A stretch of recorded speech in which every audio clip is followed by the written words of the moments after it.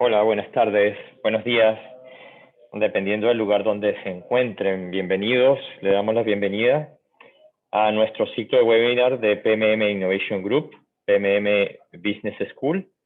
Bueno, en primer lugar, deseándoles que se encuentren bien de salud ustedes y su familia. Aprovechamos la oportunidad de informarles sobre lo que estamos haciendo en PMM Business School y en PMM Innovation Group. Ahora mismo, nuestro producto quizás más innovador son nuestros cursos certificados que cuestan, bueno, comienzan con un costo de $35 hasta un poco más. Y ese curso lo pueden convertir en un mini posgrado con doble titulación, tal cual como se indica allí, bajo el auspicio de PMM Business School y la Universidad Católica de Murcia. En particular, quiero mencionar el curso que allí se indica, que es el mini posgrado de finanzas para ingenieros y técnicos. Tendremos allí a nuestros expertos, la doctora Tibaire de Pool, el doctor Luis Améndola y bueno, y nuestro experto que hoy tenemos la fortuna de compartir con él, el profesor José Manuel Enríquez. Él es experto en finanzas y bueno, ya más adelante nos comentará un poco sobre él. Además, pues quiero comentarles un poco sobre los cursos que ahora mismo en PMM Business School vamos a estar mostrando y que tenemos, bueno, un poco para ustedes, para que estén un tanto actualizados. Voy de izquierda a derecha, ¿vale? En primer lugar, el curso de gestión de activos para todo el negocio, roles, responsabilidades y competencias dentro de la gestión de activos, donde tendremos como nuestro experto a la doctora Tibaire de Pool. Comenzará desde el 16 de noviembre hasta el 16 de diciembre. Luego tendremos un curso totalmente online, que es el curso de planificación de paradas de planta y overhaul, que va desde el día 23 de noviembre hasta el 4 de diciembre. Les invito a que se inscriban rápidamente porque pues, ya estamos cerrando la inscripción y pues no queremos que pierdan la oportunidad de estar con nosotros. Otros cursos, los últimos cursos que también estamos promocionando son el curso de estrategias de implementación y gestión de activos, ISO 55002, ISO 17021.5 para líderes, que ahora mismo estamos dictando uno, pero en vista de la alta demanda, pues hemos decidido reaperturarlo en una nueva edición desde el día 7 de diciembre hasta el 18 de diciembre. Tiene un costo de 480 euros y podrán certificarse como Asset Management Professional táctico o estratégico. Y para cerrar este año con broche de oro, pues nada, también tendremos el curso de inspección basado en riesgo, RBI, y tendremos a dos de nuestros especialistas, el doctor Luigi Améndola y el profesor Enrique Acuña, quien nos acompañará. Este tiene un costo de 435 euros. Yo les invito, nosotros pues ya ustedes nos conocen, somos una empresa que además damos consultoría, estamos trabajando en muchos países en toda Latinoamérica. Ahora mismo estamos llevando empresas como Chilquinta, bueno, allí se muestran Chilquinta, Enel, Arauco, AES, Engie, Alto Norte. Bueno, ellos ya iniciaron con nosotros la carrera, están formándose con nosotros y ustedes saben que PMM está con ustedes para formarles. Pues les invito a que formen parte de las empresas y las personas que nosotros estaremos formando y estaremos allí para formarte y para asesorarte. No quiero comentar más, dejo a nuestra compañera Paula, quien continuará con la presentación de nuestro experto. Bueno, le doy de entrada la bienvenida a nuestro experto y amigo, el profesor José Manuel Enrique, que forma parte del staff de PMM. Adelante, Paula. Hola a todos, así es. Antes de empezar con la presentación del webinar de hoy, titulado Ingenieros, ¿qué debemos saber de finanzas? Nos gustaría presentaros brevemente a nuestro experto José Manuel Enrique. Él es licenciado en Administración de Empresas por la Universidad de Valencia y cuenta con los másteres universitarios en Dirección Administración de Empresas MBA y en Economía Social para Cooperativas y Entidades No Lucrativas, también por la misma Universidad de Valencia. Actualmente es director de Desarrollo de Negocio para Levante Cajamar, Caja Rural, División de Negocio e Industria Agroalimentaria, además de ser consultor colaborador de PMM Institute of Learning desde el año 2007, en consultoría financiera para la gestión de activos físicos y gestión de proyectos industriales, coordinado a la vez con la labor de profesor en diversas asignaturas de la escuela de PMM Business School y en los MBA en Asset Management, Reliability and Maintenance Management, Facility Management y Project Management en Operational Management. Nuestro profesor cuenta con más de 17 años de experiencia en asesoramiento en productos financieros y fiscales, además del desarrollo de gestión integral en proyectos de inversión a clientes, riesgos a priori y posteriori de la inversión, tramitación y conclusión de los mismos, lo cual le ha permitido ejercer como profesor en convenio con la Universidad de Valencia, para la que también ha tenido el gusto de hacer varias conferencias junto con la Politécnica de Valencia. Y también es profesor para la Escuela de Consejeros Cooperativos Cajamar y EFF activo de GCC Cajamar. Además, también ha cumplido como asesor de empresas en proyectos desarrollados en Venezuela, Perú, Colombia, Chile y España.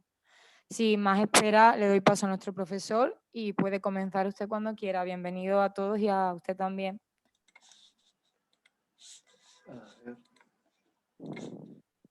Sí, muy buenas, y ahora parece que tengo problema con Zoom. No se abre. Y he estado aquí todo el tiempo. ¿Me oís? Vale, profe. Sí, Aún no, se te oye profe. perfectamente. Lo escuchamos, pero no lo vemos. Si quiere, puede colocar nuevamente la presentación, le da a compartir la presentación Sí, pero si y el la tema es pantalla. no se me habilita ahora mismo no entiendo por qué, no sé qué pasa. Estaba aquí todo el rato y se ha ido. Vale. Perdone el problema técnico, vamos a solucionarlo en un segundo. Sí.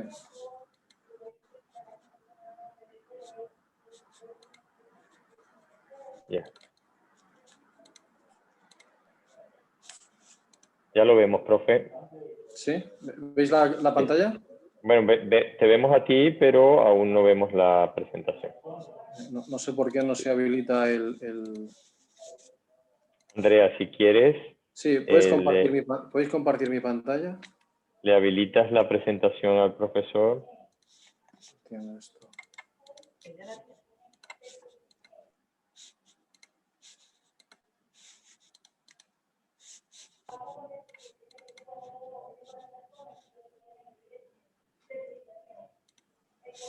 Espera, ya lo tengo yo aquí. Vale, muy bien, muy bien. ¿Se está compartiendo mi pantalla ahora? Aún no, profe. ¿No? Vale, ya está. Dale, compartir la pantalla. Muy bien, ya lo vemos. Ok. Vale, estas son cosas de hacer las cosas El en vivo directo. y vale, estar en directo ya sabes. Bueno, queda en sus manos, profe, la presentación. Bueno, buenas tardes a todos. Gracias a Paula y a Juan Carlos por su presentación, como siempre. Y bueno, el tema de la enseñanza pues siempre me ha gustado. Y bueno, como veis, ejerzo aparte de en PMM, pues dentro del área de formación de mi empresa, ¿no? De Cajamar, Caja Rural, como profesor de la Escuela de Consejeros Cooperativos y la Escuela de Formación Financiera de Activo, del Grupo Cooperativo Cajamar. Aquí tengo que decir que bueno, hablo en mi nombre en el día de hoy y que no hablo, ninguna de mis opiniones van en base a lo que opina Cajamar. Aquí quiero separar porque así me lo pide la empresa y yo no tengo ningún problema. Pues bueno, vamos a empezar ya con el tema de hoy. Ingenieros, ¿qué debemos de saber sobre finanzas? Pues cada vez más no podemos separarnos de nuestra área técnica, ¿no? Nuestra área de ingeniería, de lo que es el día a día de la realidad del mundo financiero, porque evidentemente en las economías que cada vez están más globalizadas por la interacción entre las diferentes áreas económicas del mundo, pues a nadie se nos escapa que si China va mal, pues tenemos un problema, si Estados Unidos va mal, tenemos un problema, si Europa va mal, tenemos un problema porque no tenemos a quién venderle nuestra materia prima, pues todo esto repercute a la hora de nuestras financiaciones, de nuestras inversiones, de cómo hemos de, actuar sobre nuestra empresa a la hora de adecuarla a la situación. Y bueno, para todo eso, como decía Napoleón, pues para ganar una guerra solo se requieren tres cosas. La primera es dinero, la segunda es dinero y la tercera podéis adivinar cuál es. Pues también es dinero. Vamos a ver un poquito el análisis de la situación, vamos a ver el análisis de la coyuntura, vamos a ver cómo se estudia un poquito nuestro sector, vamos a ver cómo o qué debemos de saber de nuestros estados financieros y de sus indicadores. Vamos a ver también que es importante conocer cuál es la rentabilidad, el análisis de la rentabilidad de nuestros nuevos proyectos. Todo esto tenemos que tener presente que siempre hay riesgos, y a la hora pues, de ser gerentes, porque en nuestro paso, una vez pues, estamos en planta y demás, y cuando nos reunimos con los comités de dirección y empezamos ya a tomar cargos directivos, no solamente técnicos, pues tenemos que dar nuestra opinión también, formándola con una visión 360 a la hora de ser conscientes de la toma de decisiones en los negocios, no solamente desde un punto de vista técnico y de producir más eficiente o de producir mejor o de producir más. Esa visión hemos de quitárnosla, y hemos de tener una visión más amplia y menos sesgada. Bueno, pasamos a hablar ahora del análisis de la situación y normalmente pues, veréis que hay dos tipos de análisis. Uno sería el análisis bottom-up, es decir, de abajo hacia arriba, pues veríamos desde la empresa, sector, país, marco económico en el cual se mueve y luego ya, pues bueno, en general, pues cómo va la economía a nivel mundial. Y top-down, ¿no? Desde arriba, ¿no? Desde cómo va la economía en general hasta la base, ¿no? Hasta cómo está nuestra empresa, cómo están nuestros proyectos. Normalmente, pues, como veis aquí, los grandes fondos de inversión, las empresas inversionistas suelen hacer un análisis top-down, ven cómo evolucionan las diferentes variables coyunturales, cuáles son los potenciales de determinados países, de determinadas economías para crecer y para que obviamente pues, las inversiones allí florezcan. Luego se centrarían en sectores, verían cuáles son los mejores situados y finalmente escogerían aquellas empresas que pueden cumplir mejor sus expectativas, ¿no? Pues, en los años, por ejemplo, aquí en España, 2005, 2004, 2003 hasta el 2007, pues el sector, digamos, preponderante y bonito y que todo era maravilloso era el sector de la construcción. Abruptamente en 2008, con la crisis de 2008, pues este sector cae en picado, ¿no? Bueno, en un momento dado, pues esos fondos de inversión, esas empresas inversionistas, pues se meterían en ese sector y si supieron ver la crisis que venía a tiempo, pues se saldrían del sector. Normalmente los directivos de empresas y consultores de empresas suelen hacer un análisis bottom-up. Primero miran cómo está su empresa, analizan los estudios financieros, ven la potencialidad, ven su estructura de balance, ven cuál es, digamos, la capacidad de generación de recursos de su empresa, ven en qué tipología de inversiones son capaces de meterse sin poner en peligro a la empresa, luego analizarían el sector pues, para encontrar aquellos nichos de mercado o que todavía no se han cubierto o que ellos entienden que podrían ser más competitivos y que podrían hacerlo y finalmente pues ven la coyuntura para ver si efectivamente ese proyecto o esas directrices que se han marcado como empresa pues es el momento idóneo para poder hacerlo, desde la base hasta, digamos, la globalidad de la economía. El análisis de la coyuntura. Este análisis ahora es muy bonito. No sé si alguno es capaz de ver lo que hay, yo entiendo que sí. Y esto es un cisne negro. Y eso ¿y este señor por qué me pone aquí un cisne negro? Pues bueno, poco a poco vamos a intentar ir desglosando lo que es esto. El crack de la bolsa de Nueva York, ya por los años 20. Eso pues, fue un hecho inesperado. La economía iba totalmente hacia arriba.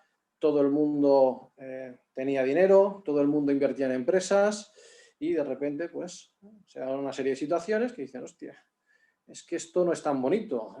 ¿Qué respalda estas subidas de las acciones? Es el invertir por el invertir y bueno, y de repente pues se produce ese crack del 29, ¿no?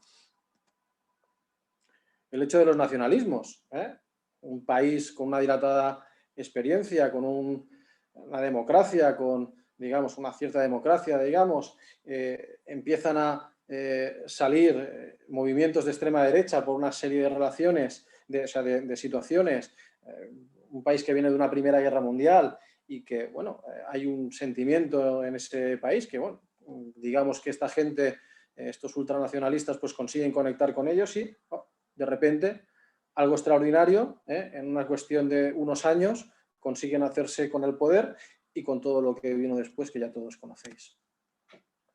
Las Torres Gemelas, todo el mundo pues, se acuerda del 11S, este impacto fortuito que sucedió, y más allá de la caída de las Torres Gemelas, pues fue un cambio de ciclo, ¿no? Pues veníamos de una guerra fría y ahora pues teníamos una guerra con todo el tema yihadista y demás, pero bueno, este hecho también fue inesperado, nadie esperaba que ocurriera esta situación y afectó seriamente a todo el mundo.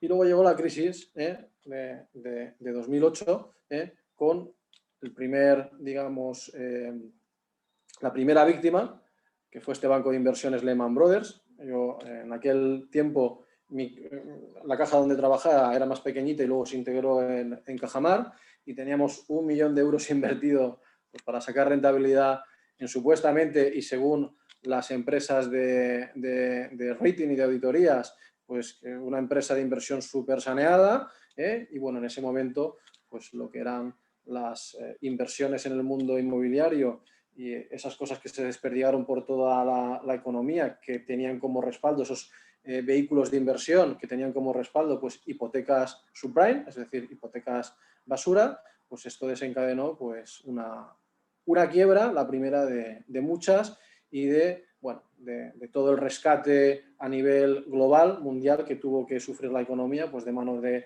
bancos centrales, estados, etc, etc, etc. Pero esta, digamos que fue un poco la imagen icónica de esta crisis, que bueno, hasta el año pasado, pues para que os hagáis una idea, a niveles de morosidad, es decir, la deuda impagada que tienen los bancos por parte de sus clientes, pues veníamos de parámetros del 15, 18, 20% y ahora ya la media, por ejemplo, en España estaba en torno al 5%, con lo cual ya se entiende una media más habitual, más normal. Aquí en España eso de la morosidad no se conocía porque veníamos de morosidades de por debajo del 1%. Y ahora no se nos escapa que estamos inmersos en la siguiente crisis global. Y de esto vamos a hablar y tenemos que ser conscientes que en el momento que llegamos a un puesto directivo, todas nuestras decisiones pues, se ven condicionadas también por este hecho. ¿Qué es un cisne negro? Y aquí vamos a poner un poquito más de marco, digamos, teórico. Pues es un hecho inesperado, se trata de un hecho a priori improbable, para el que no hay ninguna evidencia que vaya a suceder y que, por tanto, es una sorpresa para analistas y para el mercado. En el caso de que hubiera alguna probabilidad de que ocurriese, los agentes financieros se protegerían frente al mismo, con lo que no cogería por sorpresa al mercado. Una de las primeras, o la primera característica. Gran impacto, son acontecimientos que afectan de forma importante a la economía o a la política mundial y además tienen un fuerte impacto social en el día a día de las personas. Antes estaba hablando con Juan Carlos y Juan Carlos lleva una mascarilla porque está en un lugar de trabajo. Yo hoy por suerte estoy en casa, puedo trabajar un ratito desde casa y me he quitado esa mascarilla y puedo estar más tranquilo. Predictibilidad retrospectiva, es decir, que una vez que haya sucedido y solo entonces se dan evidencias de que dicho hecho se podía haber evitado y se crean teorías que explican por qué llegó a suceder. Bueno, esto sería el marco teórico de lo que es un cisne negro a nivel de un hecho, digamos, con un fuerte impacto, pero que en verdad nadie podía prever que ocurriera. Entonces nos planteamos, oye, ¿estamos realmente ante un cisne negro como se está afirmando? ¿Está cumpliendo los 3 requisitos? ¿Cuál es vuestra opinión? Os dejo ahí unos segundos para que reflexionéis y ahora os doy mi opinión. Como veis aquí, en el quesito que os pongo, pues os saco la parte de inesperado. Bueno, ¿estamos ante un cisne negro tal y como se está afirmando? Yo creo que podéis ver mi puntero, ¿no? Y aquí, pues bueno, en la parte de pandemias, esto pertenece a un informe del Foro Económico y Social de Davos, en el año 2007, y como veis aquí, la severidad, es decir, el calado, la fuerza del impacto de las pandemias, pues te hablaban aquí de un impacto de 250.000 millones y una probabilidad entre el 1, aquí se me han descuadrado un poquito las líneas con la presentación, pero bueno, entre un 1 y 5%. A ver, es verdad que era altamente improbable, pero sí que es verdad que ya en el año 2007 se estaba registrando esa posibilidad que se pudiera dar en el mundo. Fijaros cómo en el TED, este congreso a nivel mundial y con importancia, pues bueno, tenemos aquí a personas como Bill Gates, que bueno, tratan, es un foro muy abierto donde se tratan temas muy diversos, pero con una grandísima repercusión. Y ya en el 2015, pues nos hablaba Bill Gates sobre que posiblemente el siguiente hecho que iba a consternar la sociedad a nivel mundial, pues no iban a ser guerras, no iba a ser otra crisis económica, aunque desencadenara luego, como estamos viendo, una crisis económica, sino que posiblemente pues, fueran pandemias que iban a generar pues, millones de muertos. Y esto es de 2020. Esto que tenemos aquí es también el Foro Económico y Social, el mismo de Davos, donde también, como veis, aquí están en una de las aristas las enfermedades infecciosas. También pues, con su esperanza y con su digamos, su severity, su impacto, ¿vale? Pues también aquí hablábamos ya en torno al 3% o cerca del 3% de esas enfermedades infecciosas. O sea que desconocido no hay nada. ¿De cara al futuro nos podemos proteger ante un cisne negro? Bueno, pues de aquí surge siempre un interesante debate a nivel político, empresarial, social. ¿Cuál es el coste de protegerse de un cisne negro? Pero nos hemos planteado cuántos hay. Fijaros en la imagen anterior, cuántos cisnes negros que no serían como tales, porque aquí sí que estamos hablando de que puede haber, de que ya se están considerando y que hay una probabilidad de que ocurran. Y si tenemos que protegernos de todo eso, pues fijaros que en todo este tramo desde el año 2007, aquí tenéis los 5 principales riesgos en términos de probabilidad y los 5 principales riesgos en términos de impacto. Fijaros cómo el tema de las enfermedades infecciosas, como estamos viviendo ahora, pues hasta en el 2015 se situaba en el segundo lugar por importancia de impacto que iba a tener. Y bueno, yo si lo busco aquí no lo veo, bueno, sí, aquí en el cuarto lugar en 2007, en quinto lugar en 2008, y bueno, parece que según va transcurriendo el tiempo pierde importancia hasta 2015, quizá a lo mejor, no lo sé, auspiciado por esa reflexión que hace Bill Gates en ese contexto del TED, y luego vuelve a desaparecer. Bueno, esto es complicado.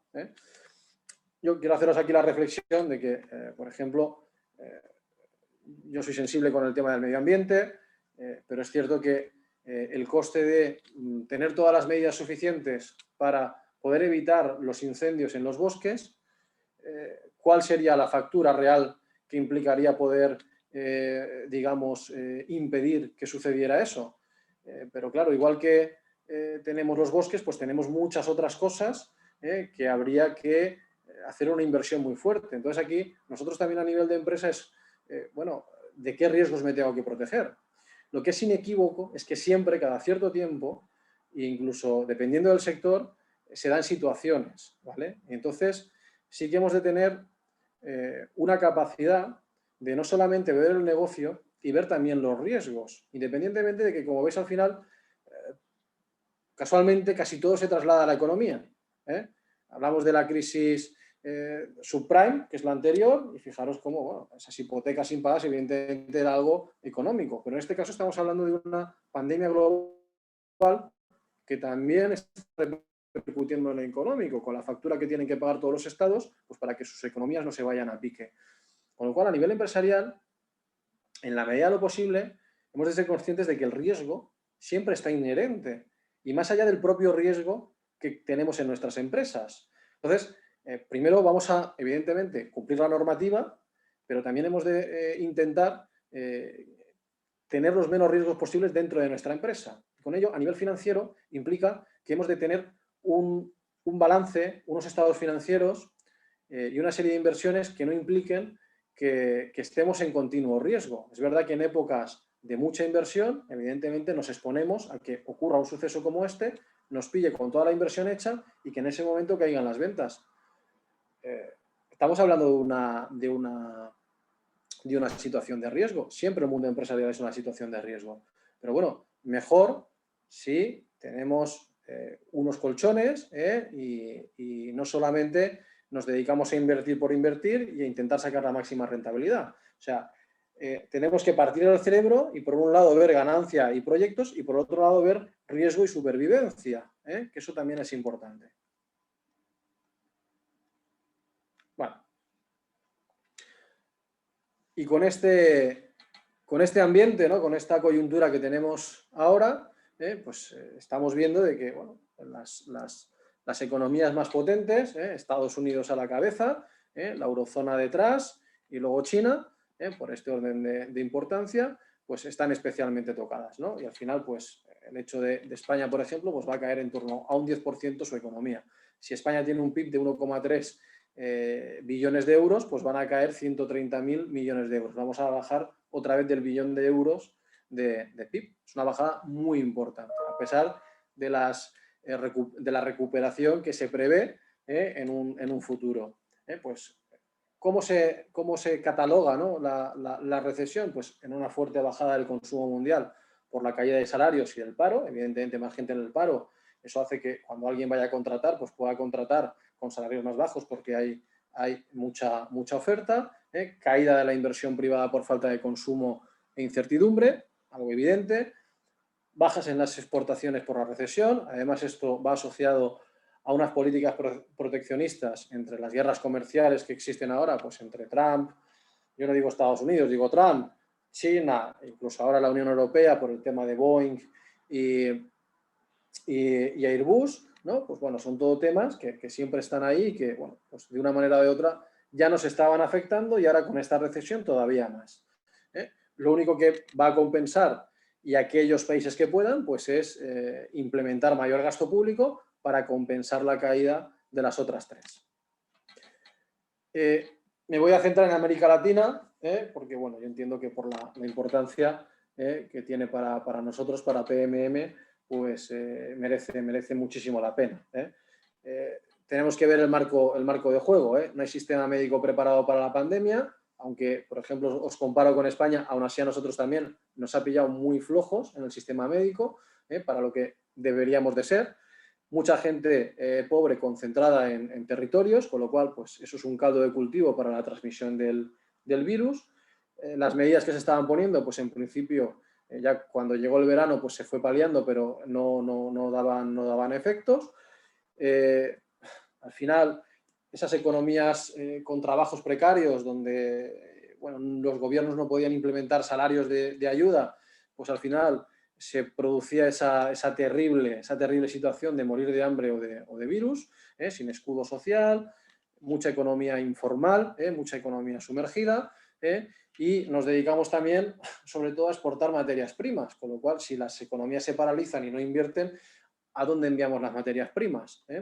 La salida de la crisis pues, va a depender de la reapertura, en la medida en que pues, se vuelva a la actividad en las grandes economías. En general podemos hablar de que se ven afectados pues, productos agrícolas, materias primas, erradicado el turismo, las remesas, pues si en las principales economías se incrementa el paro y normalmente pues empieza por aquellos trabajos menos desprotegidos y demás, pues las remesas que llegan o que llegaban de esos trabajos a estos países, en América Latina y África, pues se ven mermadas o no llegan. Evidentemente, de aquellas personas pues, con buenos puestos de trabajo en grandes empresas, pues no se van a ver afectadas y van a seguir enviando esas remesas, pero es cierto que se van a ver afectadas. Restricciones a la circulación, a la movilidad, situación financiera tensa. Ahora vamos a empezar a incrementar, se va a empezar a incrementar la morosidad. Eso supone un gran estrés para nosotros, para las personas que trabajamos en las entidades financieras, como obviamente para la propia entidad. Habrá una caída de las inversiones y habrá una menor demanda externa por toda esta situación. Pues tenemos dos visiones, ¿no?, de afrontar la pandemia. Una es la sanitarista, lo único importante es la salud. A pesar de que nos podamos identificar aquí en Europa con esa visión, pues también la economía tiene una grandísima importancia, y la economicista, como están implementando, pues bueno, Trump, Bolsonaro en Brasil, y su mensaje es claro: si no volvemos a trabajar, no habrá economía a la que volver. Y bueno, aquí, como siempre, hay privilegiados en el mundo. Trump parece ser que, bueno, eso dice él, que se contagió de COVID y que se trató con hidroxicloroquina, y que eso pues parece que para tranquilizar a todo ciudadano viviente que tenga acceso a ella, porque el que no tenga acceso, tranquilidad ninguna, pues quería hacer ver que tiene cura. Bueno, como vemos, abrupta desaceleración económica en Estados Unidos y China, alteran las cadenas de suministro en México y Brasil, y provocan una fuerte caída de las exportaciones en economías productoras de productos básicos como Chile y Perú. Grave contracción de la economía estadounidense, afecta de manera muy negativa a América Central por esa dependencia de la economía norteamericana, y sobre todo a través de canales de comercio y de las remesas. El derrumbe del turismo pues afecta a zonas de México y de Caribe, donde ha tenido un gran impacto negativo. Pues pensar, por ejemplo, en la zona de Cancún, toda la ristra de hoteles que han tenido que cerrar porque no llegan aviones, evidentemente por el peligro de contagio que suministre turistas, y evidentemente todo eso se paga. Bueno, se han tomado medidas. Ha habido una respuesta a nivel de política monetaria, suministros de liquidez, flexibilidad de los requisitos de reserva para los bancos, es decir, los bancos comerciales, que tienen que tener un porcentaje de dinero en el Banco Central, pues un 2, un 3% de su balance, pues ahora, o pongamos que un 7, un 8, un 9, pues ahora tienen que tener solo un 3, con lo cual disponen de más liquidez porque antes la tenían retenida en sus bancos centrales.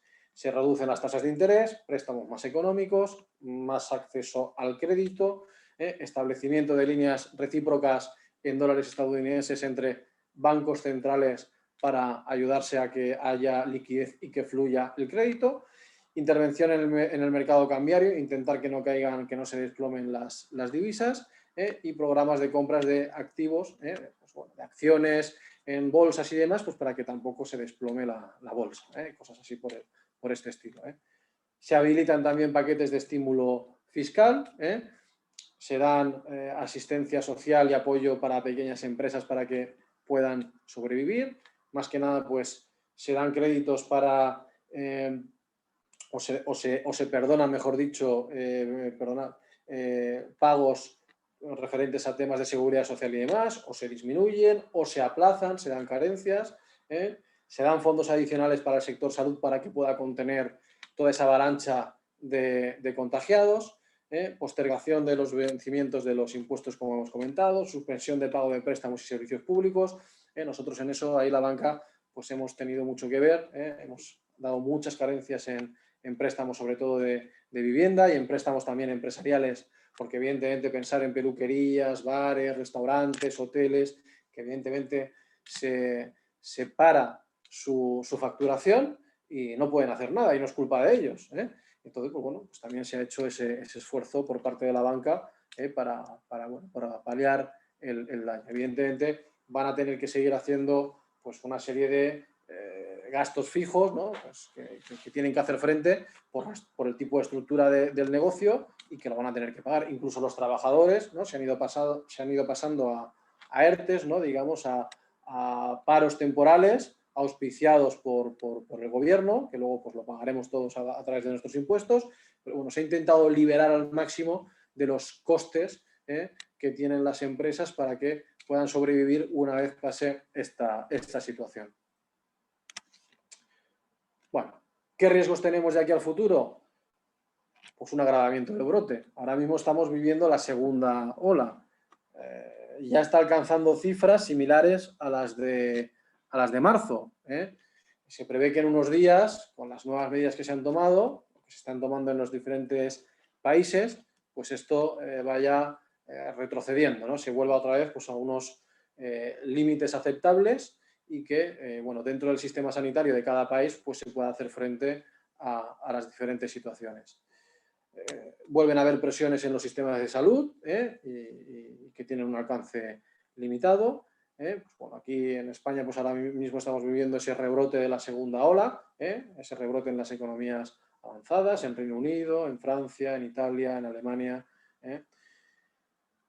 Informalidad generalizada, limitar esfuerzos de asistencia social. Bueno, es un tema sobre todo en aquellos países donde no hay una seguridad social o que no se paga a la seguridad social y por tanto el Estado, al no tener conciencia de esas personas, pues evidentemente no les puede lanzar esas ayudas.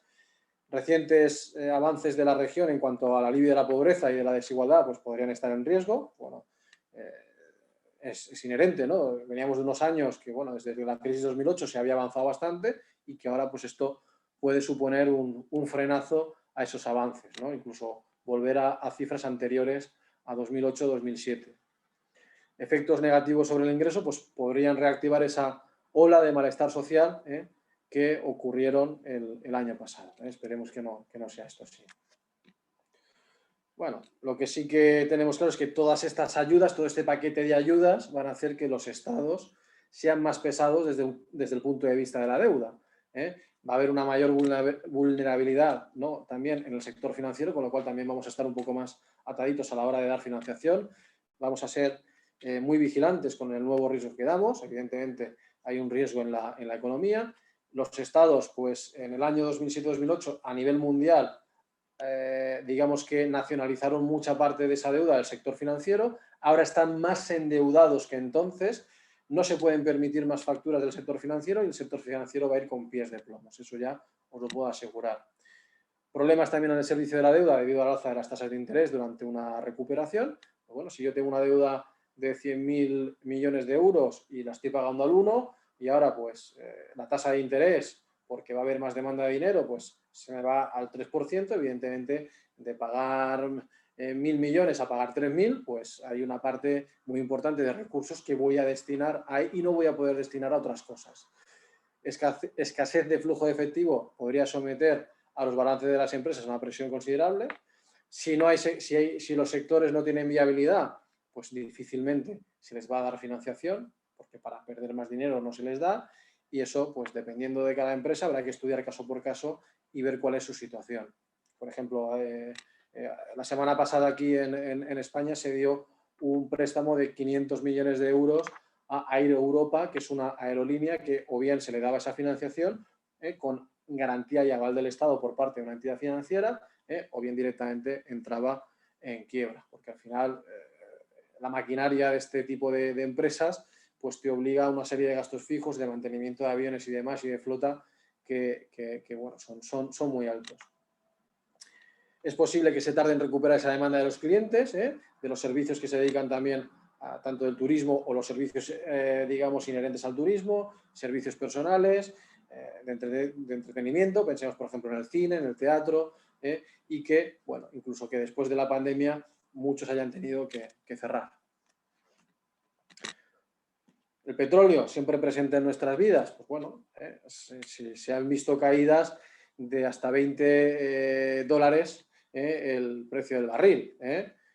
Por derrumbe, evidentemente, se ha derrumbado la demanda y evidentemente estamos en recesión a día de hoy. Eso es así. Entonces, ¿puede llegar a cero? ¿Se ha pagado? Pues sí, ya creo que incluso en algunas situaciones se ha pagado porque se lleven el petróleo, con lo cual esto es como nosotros que ahora mismo pues tenemos incluso intereses negativos, aunque parecía algo que no iba a llegar nunca o que era imposible de suceder, pues sí, y cobramos por los depósitos. Usted tiene dinero y yo le cobro por tener el dinero en el banco. Pues bueno, esto parecía algo impensable, pues también ha llegado a suceder. Hay a quien beneficia y hay quien perjudica. Evidentemente, el que tiene necesidad de petróleo y no vende, pues le sale mucho más barato, pero el que vive del petróleo, pues evidentemente le va a perjudicar mucho a su economía.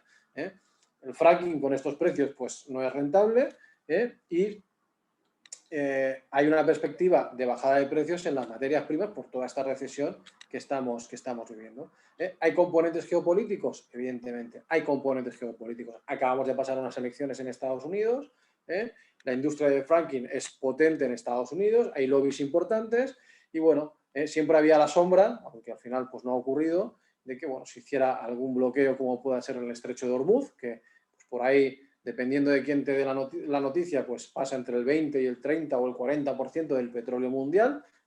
Llega la sexta flota, se coloca allí, no deja salir el petróleo, hay escasez de petróleo y automáticamente pues, sube el precio y eso pone muy contento a todos los lobbies americanos, dependiendo a quién estén apoyando y demás. Y también, pues bueno, eso ya son otras vicisitudes que no tiene por objeto este webinar. Habrá serios problemas para la economía en 2020, esto es parte de las conclusiones. En 2021 pues, se espera una recuperación. Ya vemos que tuvimos hace un par de días el anuncio de un laboratorio, de Pfizer, y parece que tienen una vacuna efectiva al 90%. Falta, bueno, que parece ser que incluso ya está en fase de producción. Aquí el Ministerio de Sanidad anunció que para posiblemente finales de diciembre, principios de enero, ya se iban a tener esas vacunas, pero bueno, hasta que se distribuya y haya una globalidad de cura de esta situación, pues tardaremos en recuperarnos. Pues parece ser que con esta vacuna, más allá de este año y parte del siguiente, pues no va a durar esos efectos los efectos propiamente de la pandemia, es decir, que nos curemos. Otra cosa son los efectos económicos. Hay un debate, seguirá el debate entre sanitarista y enfoque economicista. Parece ser que ahora, por ejemplo, en Estados Unidos va a tener un enfoque más sanitarista que economicista, pero claro, también les ha llegado la buena noticia de la vacuna. Y en América Central y en América del Sur, pues tenemos que estar preparados pues, para afrontar esos problemas, porque vamos a tener todavía un año y medio que van a estar las economías en recuperación. Evidentemente, como ingenieros, hemos de ser conocedores también a nivel financiero de cómo es nuestro sector. La verdad es que cómo se van a desarrollar los indicadores financieros ahora cuando se cierre el año 2020, pues van a ser una verdadera incógnita. Es verdad que, por ejemplo, en el sector agroalimentario, yo que lo toco muy de cerca, pues ya esta cierta apertura otra vez de las economías desde verano, pues ha hecho que mejoren sus cifras de venta, incluso pues muchas de ellas van a llegar a alcanzar cifras parecidas o similares a las del año 2019 y evidentemente pues los crecimientos en las empresas no se van a dar. La forma de evaluar vuestras empresas en el año 2021 pues, no va a ser igual que en el año 2020 o 2019. Evidentemente, los indicadores van a sufrir mucho, indicadores de rentabilidad, de solvencia, de endeudamiento, de vuestro horizonte temporal a la hora de valorar cuál es vuestra capacidad de pago y vuestro nivel de pago para subsanar o para pagar toda la deuda. Digamos que con lo que generáis, más allá de un horizonte de 7 años para pagar toda la deuda que tenéis, pues sería lo ideal, no pasar de 7 años. Tiene que haber una recuperación a nivel ventas y de actividad que va a ser análisis, o sea, va a ser vital para el análisis, es decir, oye, pues a través, por ejemplo, de los IVAs, ¿no? Que decimos aquí en Europa, pues ver que hay esa recuperación a lo mejor mes a mes respecto al año anterior de ese incremento de ventas, ver la proyección de resultados, ver cómo afectan las nuevas cargas financieras que nos suponen, en principio, una mayor actividad. Pues oye, si he tenido que pagar salarios y he tenido que tener la gente en casa y tengo que devolver ahora pues 1 millón, 2 millones de euros de salario, evidentemente tengo que devolver el préstamo, pero esa carga financiera no es productiva, no me va a generar un nuevo ingreso, es pagar un gasto que lo dilato en el tiempo, pues a 4 o 5 años como se estaba haciendo aquí. Van a haber pues de momento importantes sobrecostes que van a afectar a nuestras cuentas en el año 2020, medidas sanitarias, medidas de transporte, cómo ha afectado nuestra venta en los mercados, cómo ha cambiado también el consumo. Pues por ejemplo, empresas o bodegas que se dedicaban exclusivamente a canal Horeca, hoteles, restaurantes y caterings, pues evidentemente esas están muertas, sus ventas han desaparecido. El transporte, pues cuando por ejemplo se tenían que llevar operarios y trasladarlos a una determinada planta, por ejemplo aquí tenemos la planta de la Ford, pues antes pasaba un autobús y recogía a 20 o 30 personas de golpe. Eso, entre las paradas que han tenido, porque obviamente se ha parado también la venta de coches, y el hecho de tener que mantener una distancia de esos dentro de los transportes de seguridad, y que bueno, en un autocar de 50 pues vayan a lo mejor 15 personas, eso también encarece. Hablamos de grandes empresas, de grandes corporaciones. Pues todo esto va afectando y es un suma y sigue. Las medidas sanitarias, pues oye, el gasto en tema de mamparas, de mascarillas, de geles sanitarios, de guantes, todo eso parece que no, pero encarece una barbaridad. La liquidez a corto plazo es una asignatura básica, por encima de cualquier otra, unida a la gestión y gestión que hemos de hacer y un seguimiento continuo, más análisis interno que nunca. Por un lado, hemos de tener una liquidez siempre para este tipo de situaciones, estos cisnes negros que os he comentado. Hemos de tener, aparte de dinero en efectivo, también líneas de financiación abiertas para poder disponer de esos fondos y estar muy encima del negocio, sobre todo en estas situaciones, comparativas incluso semanales de cómo evolucionan las ventas para ver en qué momento estamos volviendo a cruzar el umbral de las ventas en positivo por encima del año anterior, o ver cuál está siendo nuestra caída, si se está reconduciendo esa caída de ventas. Yo conozco empresas que hacían reuniones diarias, semanales, para ver esas evoluciones. Muy importante la gestión. Y luego pues hemos de diferenciar entre efectos de la crisis, ¿no? entre sectores y cambio de modelos en sectores. O sea, una cosa es una situación coyuntural y otra cosa es una situación estructural. Es decir, efectos que se producen derivados de esta crisis en concreto y cambios más profundos que se van a producir en sectores. Hablamos, por ejemplo, de el efecto ejemplos en el transporte de pasajeros en medios públicos y privados, como puedan ser pues los trenes, los barcos, el transporte de pasajeros en general. Hablamos del canal Horeca, que bueno, es una situación coyuntural, donde tenemos aquí los hoteles y los restaurantes, como veis. Tenemos aquí una dependencia del COVID que no ha permitido desarrollar el turismo, servicios auxiliares y complementarios al mismo tiempo, como por ejemplo ocio, restauración, alquiler de coches, campo de golf, ¿vale? Efectos de la crisis, pues digamos que viene también, pues hay un marco de sostenibilidad. Esto ya sería un cambio de modelo. Hablábamos de situaciones coyunturales y aquí hablamos de ya cambios de modelos en sectores. Europa, por ejemplo, ha dado un paso importante pasando de energías fósiles a energías renovables, hablando de sostenibilidad. Energías fósiles, ¿vale? Que digamos que no tenemos un autoabastecimiento aquí a nivel europeo y de lo que se habla es de ser autosuficientes energéticamente hablando.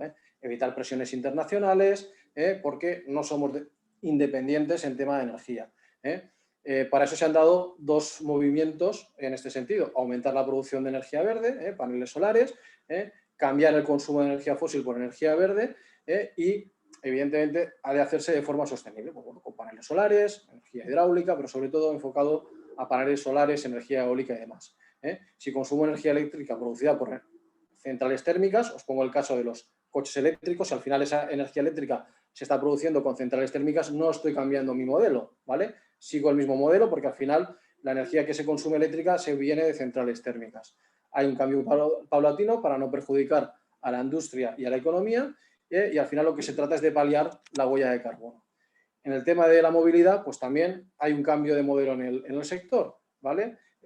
Pensar que la mitad de la población a nivel mundial vive en ciudades y ahora ese movimiento en ciudades pues se da pues con vehículos compartidos, Uber, patinetes, bicicletas, motocicletas, coches, que todo se comparte pues a través de estas apps, ¿vale? Y evidentemente, contra más comparto, menos necesidad de compra de vehículo propio tengo.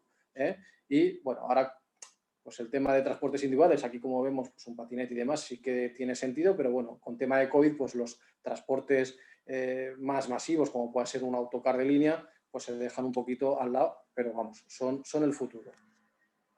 Entonces, en el motor, ¿qué nos está ocurriendo? Que va a necesitar, no saben realmente el número de vehículos que el mundo va a necesitar para moverse, ¿no? Entonces, no saben cuál va a ser la estructura industrial que van a necesitar mantener para adecuar esa estructura a la necesidad real de vehículos, que posiblemente pues, sea menor y que evidentemente va también a llevar una transformación de vehículo de energía fósil a energía eléctrica por todo el tema de sostenibilidad y demás.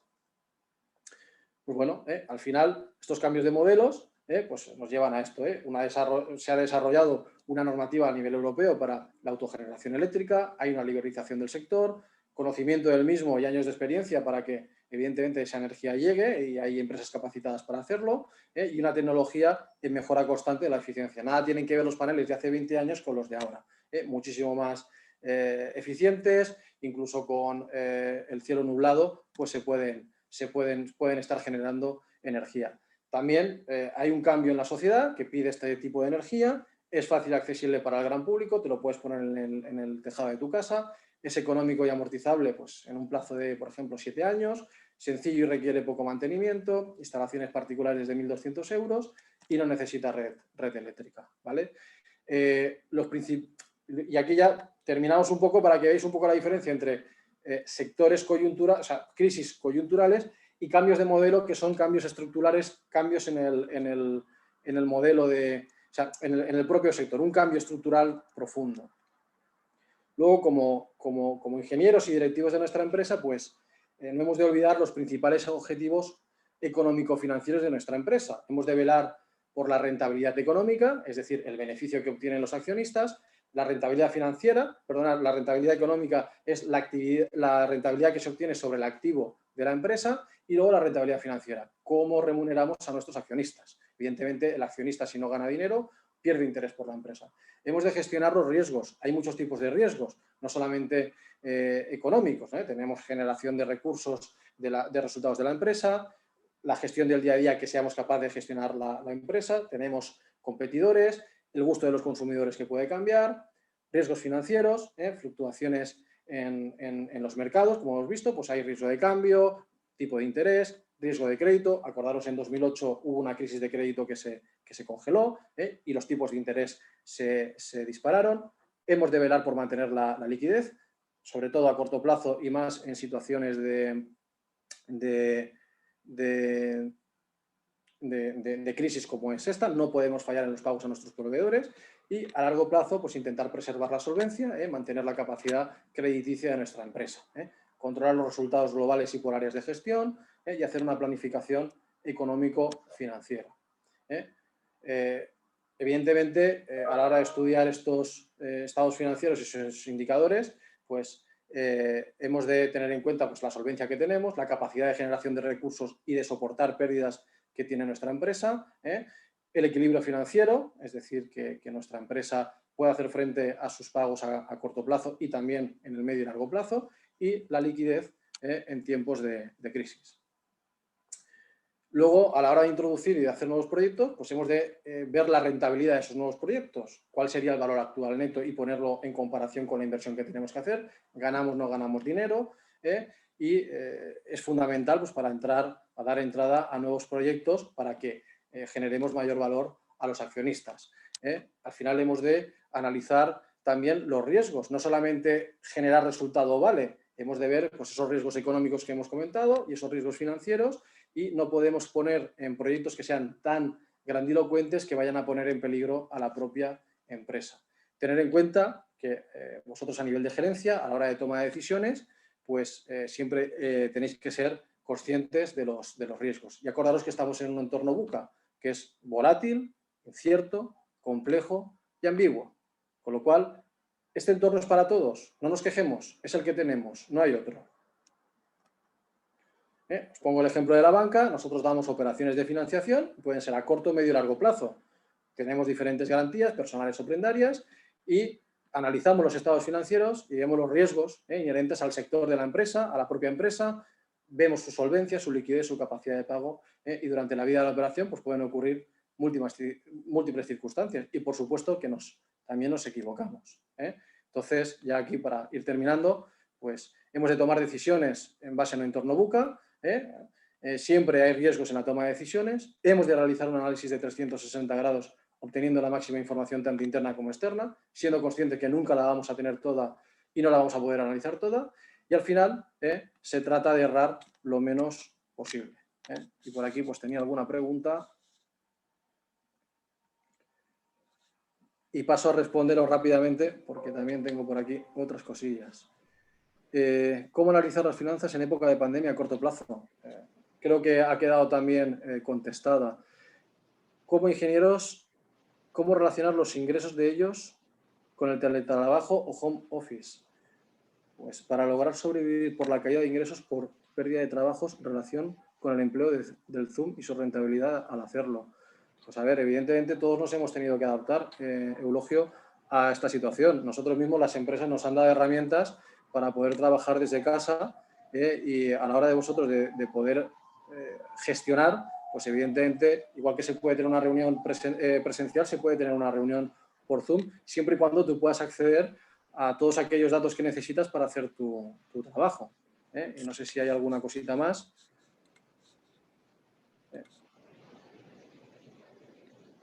Yo creo que damos por finalizada la sesión, Juan Carlos.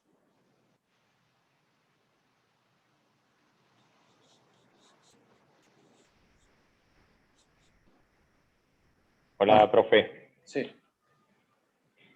A ver, pues nada, lo que queríamos saber era si había algunas preguntas pendientes. A ver, le comento, profe. Nos preguntan lo siguiente: ¿cómo analizar las finanzas en época de pandemia a corto plazo? Sí, bueno, yo creo que lo he contestado. Está claro que todos los indicadores pues, se van a ver perjudicados por esta situación. Nosotros lo que, por ejemplo, tratamos es de ver medias, de ver tendencias. No solamente vamos a analizar este último año, sino que cogemos los 2, 3, 4 años anteriores y lo ponemos en contexto. Y luego, de cara al futuro, lo que vemos en ese corto plazo es ver cómo evolucionan las ventas una vez se están paliando los efectos de la crisis y ver cómo reacciona esa empresa en cuanto a sus ventas y sobre todo también sus márgenes, porque también el hecho de la pandemia habrá afectado a sus márgenes, como hemos comentado, porque habrá más costes. Vale. Profesor, bueno, aquí hay algunas otras preguntas, pero supongo que ya también ya las ha contestado. La he contestado, sí. Vale.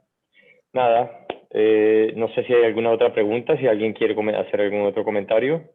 En el chat hay un comentario de Raúl Andrade que comenta: es el momento de comprar acciones a bajo costo. No sé si tiene algún comentario.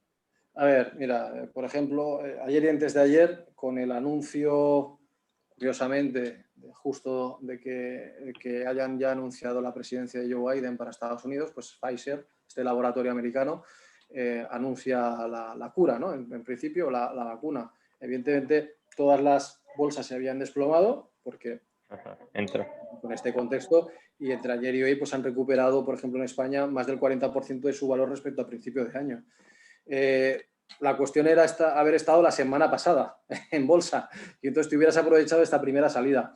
Si eres un inversor a largo plazo, pues yo creo que ahora es momento de siempre, como digo yo, un dinero que no te sea necesario. No hay que hacer apuestas de dinero que vayas a necesitar, porque puede haber una recaída, porque ahora anuncien por lo que sea que la vacuna no es lo que se espera, ¿vale? O que tenga algún efecto contradictorio y que vuelvan a caer todas las bolsas. Pero sí que es verdad que a medio y largo plazo, un horizonte temporal pues, de 2 o 3 años, pues evidentemente se puede invertir ahora en bolsa. Tenemos una última pregunta, si nadie más se anima, de Francisco Garzón. Comenta: ¿cree correcto buscar nuevos mercados y desligar un poco la economía de China? A ver, a nivel mundial está claro que el gran protagonista, y de hecho, por ejemplo, este año, a pesar de la recesión, China va a crecer. No va a crecer a un 6 o un 7% como venía creciendo años anteriores. También no crece a 2 dígitos por una serie de problemas también estructurales y de cansancio de su economía, pero es verdad que es el principal protagonista, ¿no? Y es un absorbente nato de materias primas, ¿no? Al final, si China no consume, no hay industria en el resto del mundo, que ese es otro planteamiento estratégico que nos hemos dado cuenta en esta pandemia, para que use esas materias primas. Hablamos, por ejemplo, de las mascarillas. Las mascarillas solamente se hacían en China. Entonces, si China estaba parada, no había manera de producir mascarillas. Al final se trata también de poner en contexto una geoestrategia, ¿no? Es decir, oye, que no podemos depender todo de China. Entonces, por un lado, yo creo que van a venir respuestas a nivel nacional, ¿no? De cada uno de los bloques económicos. Pues Estados Unidos por su lado, Europa por el otro, de tener industria estratégica, que yo creo que eso va a ser uno de los primeros movimientos, que nos salvaguarde, ¿no?, de estas necesidades sin tener esa independencia de China. Evidentemente, es muy difícil no estar en China si quieres crecer, porque en los próximos años la mayor fuente de crecimiento va a ser el área Pacífico. Entonces, no estar ahí también sería un error, ¿eh? Pero es verdad que es momento también de diversificar. Y Eulogio Romeo pregunta, si hay mucha demanda por Zoom, ¿qué sugeriría para obtener rentabilidad por la falta de liquidez en Perú? Si hay mucha demanda por Zoom, es que no acabo de entender la pregunta. A ver, por ejemplo, una vez que se ha encontrado la vacuna, las acciones de Zoom se pegaron una leche. O sea, es así de claro. Las aerolíneas se dispararon y las empresas que han crecido al auge de esta pandemia, tipo Zoom, tipo Netflix y demás, han caído, ¿no? O sea, yo creo que todo va a ir poniendo en su justa medida. Es cierto que estas nuevas herramientas han venido para quedarse y aunque ahora en el corto plazo pues la rentabilidad se va a ver más ajustada porque no vamos a tener que usar todos Zoom, vamos a volver otra vez un poquito también al tema de pues, la visita presencial, porque también, sobre todo en la parte industrial, es necesaria, pero en vez de hacer 4 o 5 visitas, pues a lo mejor haremos 2 reuniones por Zoom o 3 reuniones por Zoom y 2 visitas presenciales. No van a perder su valor, han venido para quedarse. Eso yo lo tengo clarísimo. Añade la misma persona, Eulogio Romeo, que como ingenieros, no sé si... Bueno, como ingenieros, a ver, también hay que mirar la parte positiva, ¿no? O sea, vas a poder desarrollar un proyecto sin necesidad de desplazarte. Quizá a lo mejor, por tu experiencia, pues con los datos que ellos te vayan suministrando, tú vayas a poder hacer tus análisis, ¿no?, sin necesidad de desplazarte o desplazarte mucho menos. Hay que ver la parte positiva. Yo lo veo bien. Ahora, Zoom ha tenido problemas también de seguridad por este crecimiento desmesurado y demás, pero bueno, hay otras plataformas. Yo trabajo, por ejemplo, con Teams, y hay otras que también pues, pueden dar estas soluciones.